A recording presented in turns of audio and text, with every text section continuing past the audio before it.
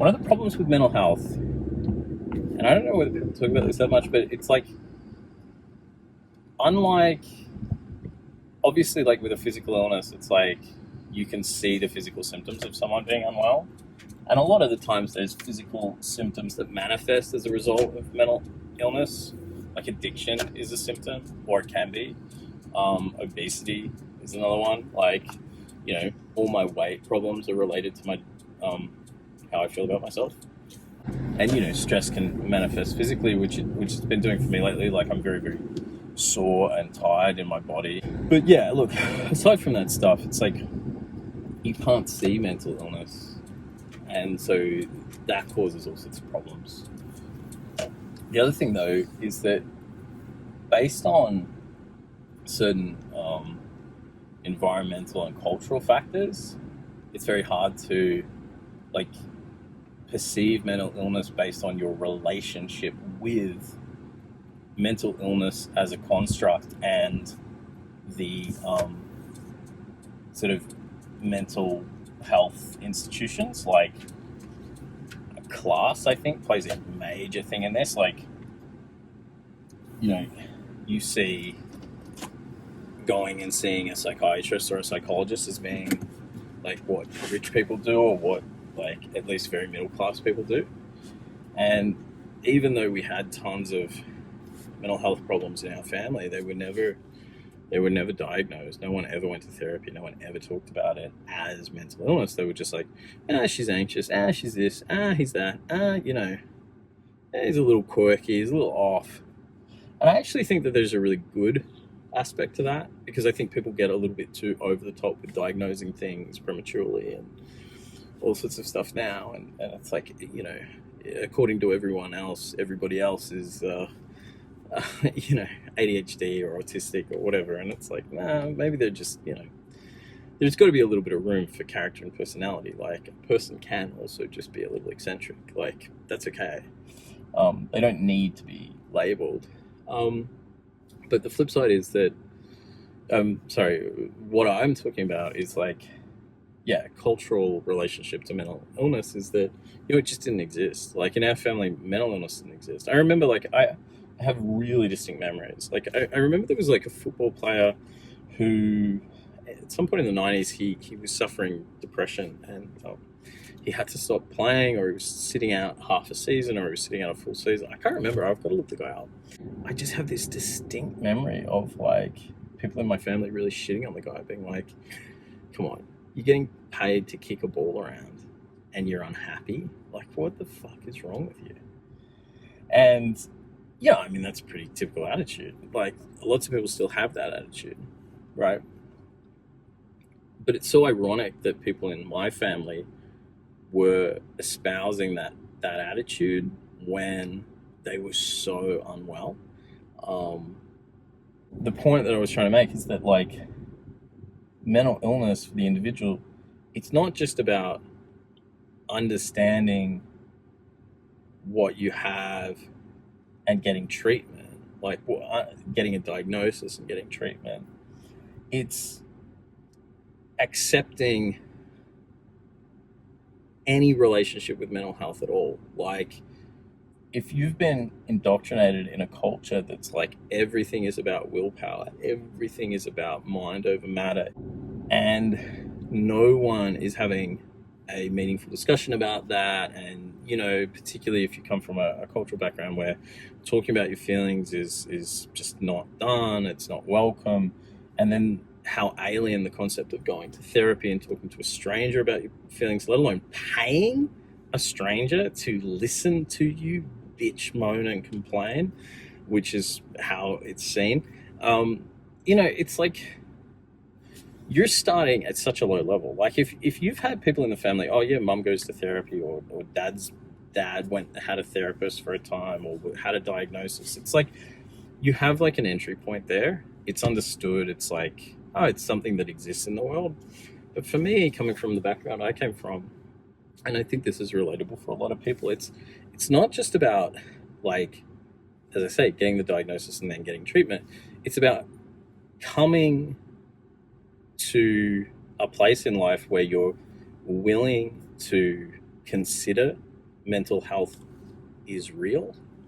Um, and then from there to entertain, maybe I have a problem. Maybe some of that is kind of what I'm dealing with. And then taking the step of going to therapy and talking to someone and spending your money.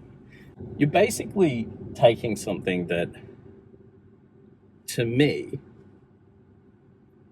at 18, at 20, really even at 25, you were talking about science fiction. You were talking about something that doesn't exist. Like, this was like, psychology was like a religion that, you know, like, if you look at, a particular religious sect and it's really alien to you, it's like, I can't believe they think that. I can't believe they believe that. I can't believe they dress that way and they go to things and, they do these rituals together. I mean, the whole world of psychology and mental health was that to me at 20 years of age. I was like, nah, that's not real. Like, come on. What, you go and you sit in a room with someone and you talk. Okay, this is true, and I feel horrible about this, but it's true. At 20 years of age, I was told by somebody that someone else in like a friendship group had bipolar disorder. This is not what I think today, okay? But this is what I said at 20. I said, what's that? And the person explained it to me. And I said, right, so sometimes they're happy and sometimes they're sad. I'm like, you don't have a fucking disorder. Everybody's happy and sad sometimes. Get the fuck out of here. Like, it was just this, it was so stupid to me. It was so dumb. And it was so typically, in my mind, like such a typical middle class, posh, idiot thing to do. Like, oh yeah, sometimes you're happy and sometimes you're sad. You can't deal with that, so you got to pretend there's something about you that's special. Like, get the fuck out of here. Like, that was my mindset. And so to come from that place and to be at this place now where it's like, been diagnosed with 3 comorbid conditions. I'm on medication for like all of them. To say it's been a humbling experience is an understatement, but it really has just been like, yeah, oh, okay, right. I will say, not in my defense, but in the defense of my past self, I guess, like trying to understand why I had that attitude, why I was so dismissive of stuff.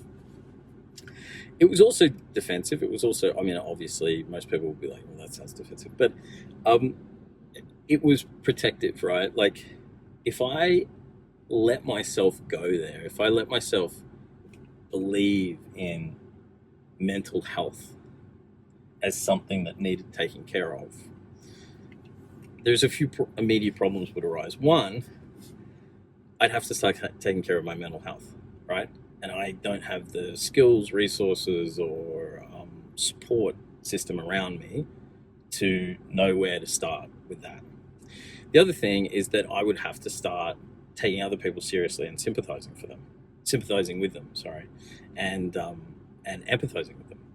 And if you've been really hurt as a young person, empathy is tricky. It's a slippery slope. If people didn't love you and didn't hug you, it's very alien to be giving in that way to other people. Being kind to people always felt to me like, well, I didn't get any of that soft stuff. Like, I'll just give you tough love. Like, come on. Like, come on. So acknowledging mental health, I'd have to sort of admit something about myself. I'd have to admit, well, who didn't give me that knowledge? Well, my family didn't give me that knowledge. My family had blocked and denied and rejected my emotions since I was a little kid. So I'm not going to start doing it for you. Who are you? So it was really defensive. And if I went down the pathway of, again, mental health, I would have to acknowledge, again, like I said, that, you know, I come from a dysfunctional family. And I didn't come from a dysfunctional family. So what? There's nothing wrong with us. Yeah, all right, we're just a bit fucking crazy. But we weren't just a bit fucking crazy. We were really, really, like, it was really horrible emotionally. And yeah, I didn't get a lot of love and hugs. And I didn't feel good around my parents. My father creeped me out. Like, he made my skin crawl. He didn't love me. He didn't he didn't have a paternal bone in his body. I remember, and this is the last thing I'll say here, and this really relates to this, and I'll tell the full story at another time, but I remember it's one of the worst experiences of my life, and I'll tell the full story later, but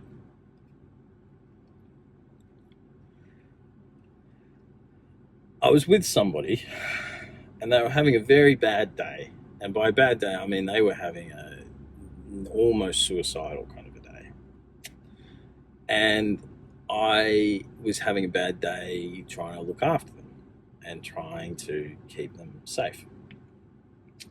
And it got to a point where I couldn't do it anymore. It was beyond what I could deal with. And I realized I had to call their father. I had to call their parents and say, hey, mate, you know, I'm really worried and I need help. And I didn't want to do that for several reasons. I didn't want to do that because I didn't want to ask for help. I didn't want to do it because I didn't want to scare that person's parents. And I didn't want to do it because I didn't want to embarrass my partner. You know, I didn't want them to be seen in the state that they were in. You know, but it did get to a point, and I said, I can't. Like, if something's going to go wrong here, something really wrong is going to happen. And, you know, looking back on it, I'm going to regret not acting. I was acting already, but I got to a point where it was outside my ability to deal with. So I called their dad, and dad comes, and dad says, what's going on? And I say, he goes, oh yeah, like, we knew she had problems. And, oh yeah, okay, all right. And he was very really good guy, really sympathetic of my position, really sympathetic of the whole situation. Right. Anyway, long story short, he goes to her, they reunite, and he just sits with her and hugs her and gives her all this affection. And he takes care of her. I hated her. Not because of all the stress, because she had a parent who loved her. I hated her fucking guts in that moment. I truly did. Yeah. And I was like, you get a dad? You're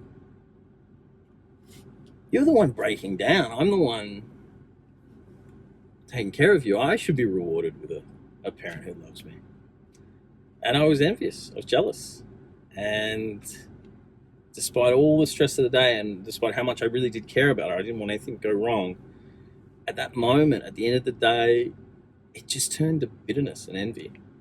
And I look back on that a lot. And I look back on how empty I was of emotional nourishment. But I also look at it as it's the context for everything about why it took me so long to get help. Because I hadn't been shown care. And the reason I didn't want to acknowledge that person we knew had bipolar disorder, or acknowledge someone else's pain or hurt, was because I had to acknowledge the fact that no one had ever acknowledged mine. No one had ever done anything about mine. No one had ever given me a hug. So I became really hardened by that. Like, get the fuck out of here when someone had a problem. And obviously, I've changed a lot. You know,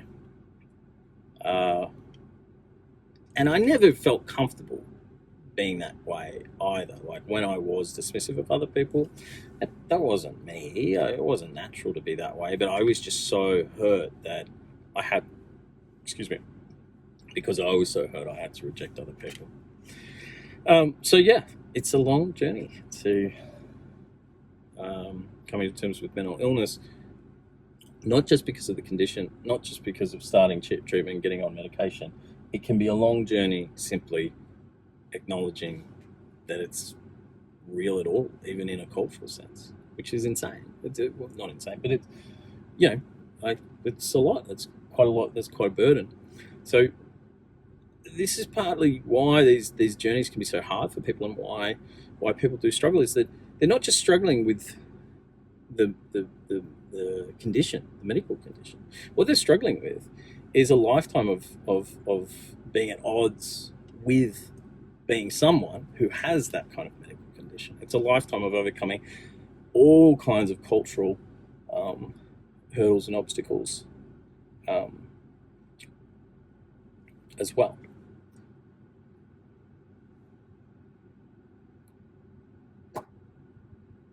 End of video.